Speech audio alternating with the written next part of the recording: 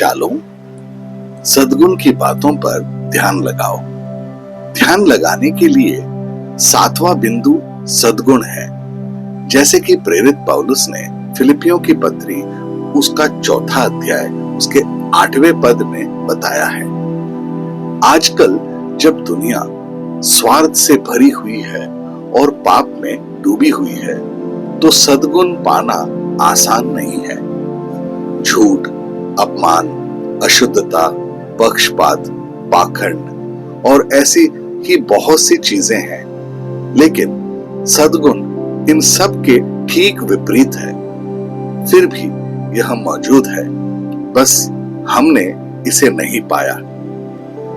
सद्गुण एक ऐसे व्यक्ति में देखा जा सकता है जो गरीब बच्चों को मुफ्त में पढ़ाकर उनकी मदद करता है, उनके लिए समय और प्रयास लगाता है ताकि उन्हें जीवन में एक अच्छा मौका मिले।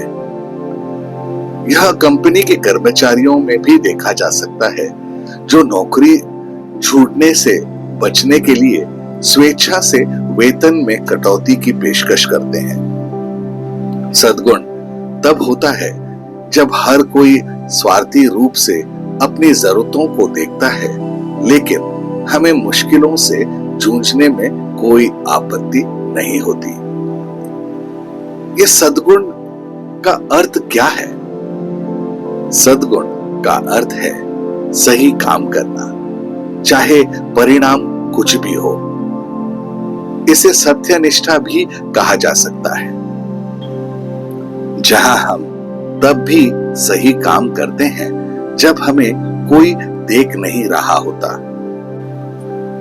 मसीह यीशु के शिष्यों के रूप में हमसे अपेक्षा की जाती है कि हम विश्वास में सद्गुण और सद्गुण में ज्ञान जोड़कर संसार की वासनाओं से बचें।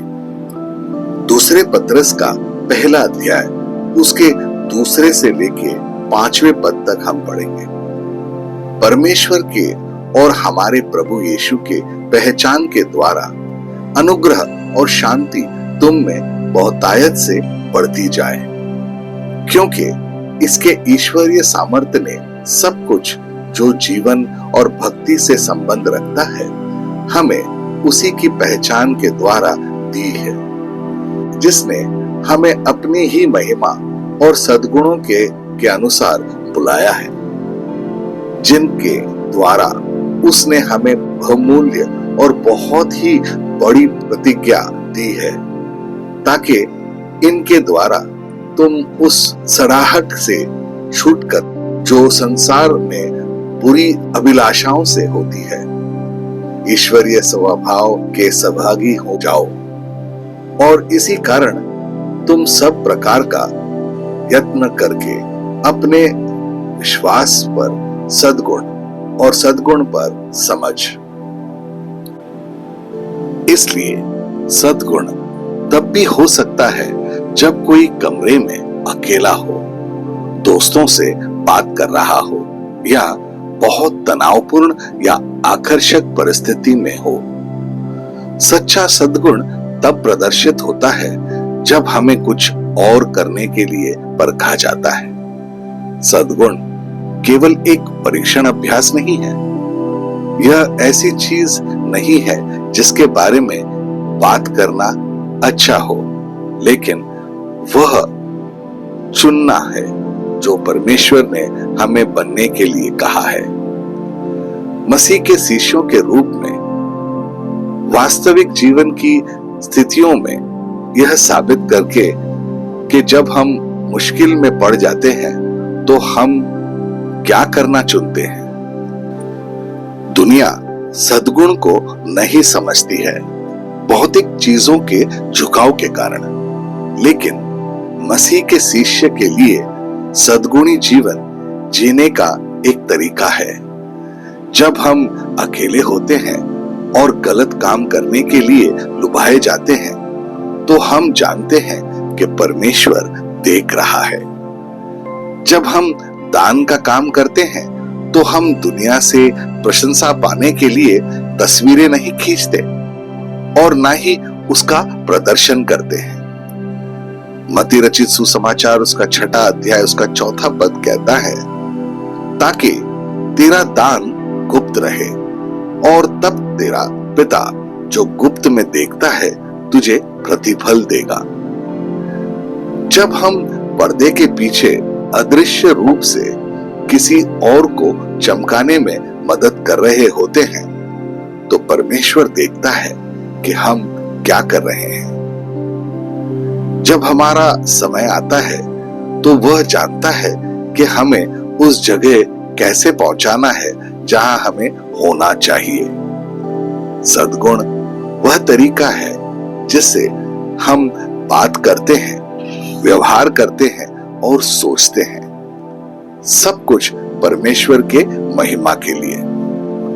परमेश्वर का वचन हमें सद्गुणी जीवन जीना सिखाता है। मसीह के शिष्यों के रूप में क्या हम सद्गुणों पर ध्यान केंद्रित करेंगे? क्या हम सही काम करेंगे चाहे परिणाम कुछ भी हो? आइए प्रार्थना करें।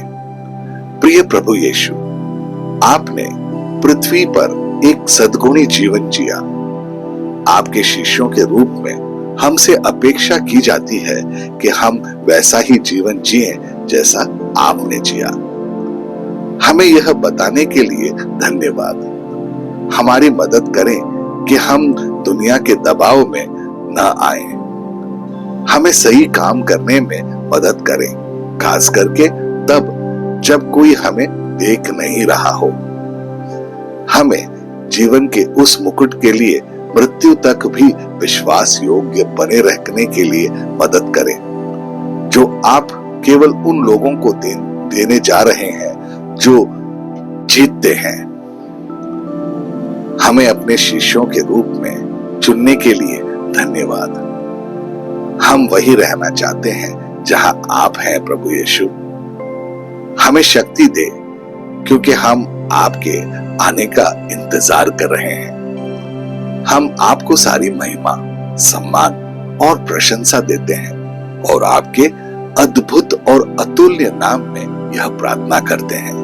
आमीन और आमीन। अपने दिन की शुरुआत प्रभु यीशु से करें। सब्सक्राइब कीजिए, नोटिफिकेशंस ऑन रखिए और ये दैनिक भक्ति आपको रोज मिलेगी। धन्यवाद।